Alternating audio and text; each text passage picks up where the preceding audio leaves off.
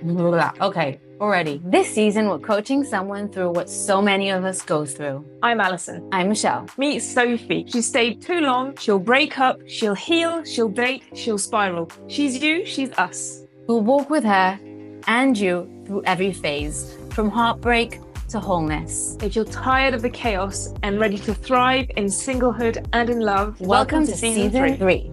Oh, so close. Good. Recording in progress. Yeah. Welcome back. Welcome back. It's been so long. Okay. So today, talking about reconnecting with yourself, and I think that's a good reminder because last few episodes there was a lot of connecting with other people, and we often talk about reconnecting with yourself. Like it's kind of the underlying message in our exchanges. Conversations, lifestyle. But I think it's a good reminder to also talk about it. So so she's got, as you do, 3 questions for our episode. And her first question is, how do I rediscover who I am outside of that relationship? And that really ties into what you've been saying for a few episodes of you got into a relationship at one stage of your life and you're ending the relationship at another stage of your life. And so you're probably completely different. You've lost yourself in someone. Yeah, exactly. And just, for, in all aspects, if you've grown up, maybe you were at school, now you've got a job, or maybe, it's all sorts of things. And I think this is why it's also very important to not throw yourself in a new relationship. Like, again, I'm talking about this friend who, she's a serial relationship person and she hasn't been single for like more than a month and a half. She's like 34, I think, since the age of 14, like, honestly. Yeah. Wow. And like same with my brother and things. It's just, who is this person? How can you meet someone, whether it's friendships or relationships? How can you meet someone good for you if you don't know who you are? Exactly. I think you're more unstable when you're trying to meet people and you don't even know like how to introduce yourself or what to do, or how to react, or how to be, because you don't know anymore. You don't know what, and so like it comes out a bit wishy-washy, or maybe it comes out sometimes like this, sometimes like that. And I think it's a process that goes together, because it's a very long process to reconnect with yourself and to rediscover who you are. Not that it will take you years, but it might take you a few months. And it might take you a time to get to know yourself and to figure out what you want from this stage in your life and who you are right now. And I think actually connecting with other people can help you with this process. It shouldn't be dependable. Like, you should rely on our friendships to tell you who you are. But I think it's friendships and people in your life are like mirrors, and they reflect back to you. And I think that's a great indication. So it's sort of a process that goes together of trying to figure out who the people you want in your life to be. And that says also a lot about, like, tell me who your friends are and I'll tell you who you are. But also at the same time, you want to carve out some time to, like, just as you would with a friendship, of like spending time with yourself and just, doing things that help you, A, have some fun with yourself, B, create an emotional connection of like, I care about this person, I love this person, I appreciate this person, I think highly of this person. And see a person that you know who you are, know yourself well, and you know how you react, you know how you behave, you know how you bring yourself. And so it's much easier to handle other things in your life when you know exactly who you are. Yeah, absolutely. And I think, like, as actually, I'm just going to look at like what are daily habits that can help rebuild confidence, and how do I build a life that I enjoy being single in? Okay, so I'm just kind of gonna cover all of these, and it's maybe a different style of answering questions. There are habits, healthy habits to create, but there are also unhealthy habits to take away. Definitely. And I think, although I appreciate you guys listening to our podcast and maybe even watching it, like, I think taking away screen time is essential. And like, I think these really kind of cliched and overdone pieces of advice, but actually really handy, of like journaling and, being in your own mind, of just, not even things like meditating, but if you're a person who kind of always listens to music or always listens to a podcast or always needs background, like, to kind of stop yourself from thinking. If you're going for a walk and you're listening to music, if you're things like that, try not doing that. I'm not saying that it's, I'm saying scrolling endlessly is an unhealthy habit, but I'm not saying that listening to a podcast or music all the time is an unhealthy habit. But if you're doing it to kind of stop yourself from thinking and being in your own head, then it becomes unhealthy. It's, you know, having a drink once in a while because you enjoy having a drink is nice. But if you're drinking all the time to kind of get over something, then it's unhealthy. And it's the same here. Go for a walk, no music, have your phone on you because, if you're like me and afraid of getting lost, then, to have that. But just, be in your own mind. Don't create noise that's going to drown out your inner voice. I know I'm a big victim of doing that, of, you know, I'm needing something because I'm so afraid of being in my own mind sometimes. And I think, Yes. that's a big thing. And well, for me at least, it's a big thing. And I think it's for a lot of people of just, going out and being in your own mind. Because if you're listening to music because you need something going on, and if you're listening to a podcast because you need something going on, you can just think. Yeah. And you're not thinking if you're listening to a podcast. Maybe if you're listening to music, you're not thinking if you're listening to a podcast. You're not actively kind of, because even now you're listening to our podcast, you're maybe having food for thoughts, but because we keep talking, you're not able to develop your own thoughts to the end. Yeah. And, and that's what you need to do, is have some time of just, being in your own mind. Yeah. I think that's such an important key aspect of, connecting with yourself, in the sense of, if you're afraid of your own mind, then you're going to avoid it as much as you can. And the more you avoid it, the scarier it is. And, I'm also that type of person that I need. I live in a place right now that's so quiet. Sometimes I have to look outside and make sure that, you don't see much people walking around. It's like such a tiny, small, remote place, like so quiet all the time. And I think at first it was so daunting because I need things, I need music.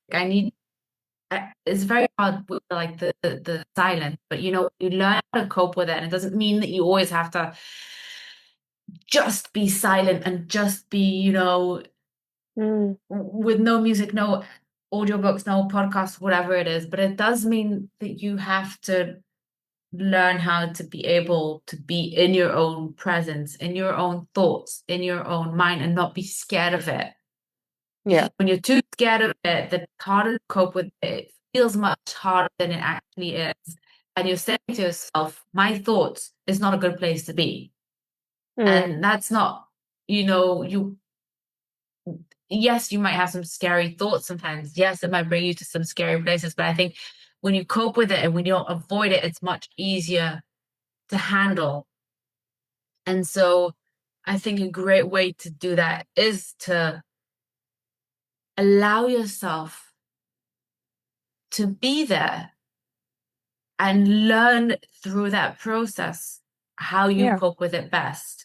And I think going out I'm a huge advocate for daily walks, but going out and being in nature, and you have the voices of nature, but also it's like, you're relaxing yourself while also being in your own mind.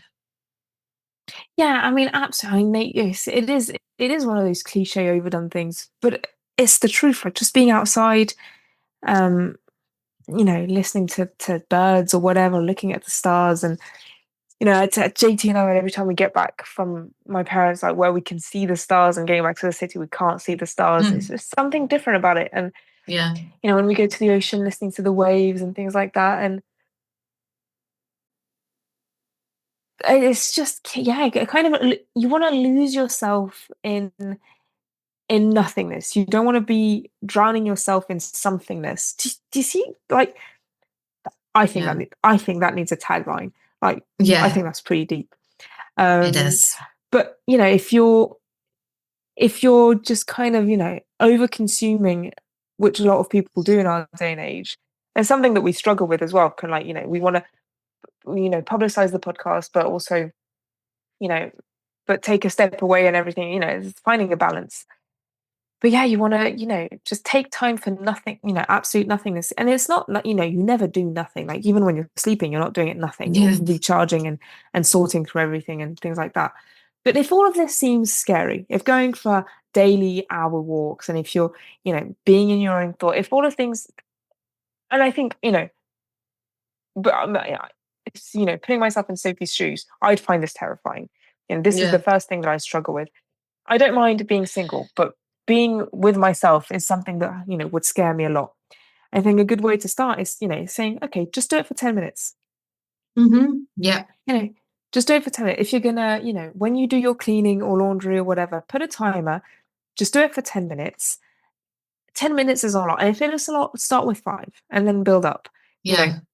and then just do it, every day, just a little bit. And if it's not fun, start with 1 minute and then do this, same things that they do for people who start running, start with 1 minute and then build up and, up to an hour. Then do the same, set up a schedule of just doing it, for the first week, do it 2 minutes a week, a day, and then 5, and then 7, and then 10, and then do it for half an hour once a week, and then just see how that feels. And of just no podcasts, no music, Yeah. start No with doing it, screens. no screens, journal. The only thing that I will allow is journaling. Because even if you read, it's still kind of, Yeah. Escaping being into a somewhere different else. world. Yeah. Yeah. Just do nothing and just Yeah. and then build on it and start in a safe space. If you feel safe at home, doing it at home, and then go for a walk. And then if you're going to go for example, if I want to go to the pharmacy, it's like a 5-minute walk. And just find the same for you of something, going Yeah. buying bread or whatever. Just go there without your music, nothing. And then if that's easy, then level up and just having these. I think these are, yeah, it's taking, it's stepping away from the bad habits and kind of make automatically creating a healthier one. Yeah. And it's scary. It's a very scary part of the process of learning how to just be with yourself and in your own thoughts. But it's also an inseparable part of the process. And I don't think you can, you know, grow closer to yourself and reconnect with others if you haven't first of all taken time to be comfortable with just being with yourself. And I used to I should get back into it, but I used to do like at least one morning every week of like just me, my coffee, sitting outside in the balcony or wherever it is, and just being myself, allowing myself to float through mind whatever it is without you know, the the pressure, and it's just allowing your brain to wake up slowly with yourself and just grow comfortable with it. The more time you spend with yourself and with your thoughts, the more comfortable you are with it. And I think Yeah. once you do that, you can start, doing more things with yourself. I think another great way to connect with yourself is not only just, being present in the moment, in your thoughts, in your presence, is also learning how to be comfortable in your own skin. And I think that requires you to get out of your comfort zone. And just like you would with any friendship, and just like you would with any, close friend, it's like go out on like on dates, go do things that you enjoy, go do things that make you feel good in your company. Yeah. I mean, I'm reflecting back to one of the times where I found myself without music in the middle of Chiang Mai in Thailand. Oh, I love Chiang And Mai. If and I could live anywhere in the world, that would be it. I'd live in Pai or Koh Oh, Phangan. Pai is nice. It's a bit ruined. It's a bit overly touristy now, but Has it yeah. become? Yeah. So this was, for me, this was 3 years, 4 years ago. Anyway, and so I just started walking and just kind of, I had no phone, nothing, and I thank God I had my Lonely Planet book, so they had a map in it, and I just started looking at the map, and then kind of all these thoughts came up, and I just had this a bit of a revelation of just being like, and I didn't even know that I was needing it at that time.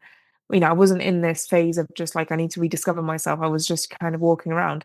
But all these Yeah. thoughts came up and I had a, conversation with myself basically of, thinking through things. I was just like, wow, this is actually very cool. Yeah. And then after that I did it a lot. And I had a bit of a revelation, just like I'm a cool person to be with. And Yeah. I think Exactly. until you get to that kind of revelation, people are listening using, finger speech marks. Until you get to that revelation, then you can't really come to anything healthy. And to be honest, I got to that revelation, and then my healthy kind of relationships and everything happened like a year and a half later. So it Yeah. takes time, Yeah. because it's a, step forward, step backwards, sideways, and everything. But you want to, get to that place where just like, we're not saying be in your own mind all the time. We're just saying No. so that it's nice, because it's also nice listening to music and listening to podcasts and things like that. Yeah. I think it's good. It's just But it's, balance. doing it because you want to, not doing it because you're running away from something. Yeah, you're escaping your mind, or escaping spending time alone, or Yeah. whatever it is. I think that's a great habit to have. Speaking of habits, of like, Yeah. first of all, making a habit of being present in your mind, but also making a habit of having conversations with yourself, making a habit of speaking to yourself in a certain way, and making a habit of doing productive things with yourself and doing positive things with yourself. And that creates a whole sense of positivity and well-being in your own presence and in your Yeah. own company and in your self relationship, where it creates a positive feedback loop, or like it just creates a good environment, instead of just being this thing of, oh, I have this time and it's just punishment. I know so many people this, to them spend time alone or coming home to an empty house, or doing things by themselves is like the worst thing that could ever happen to them.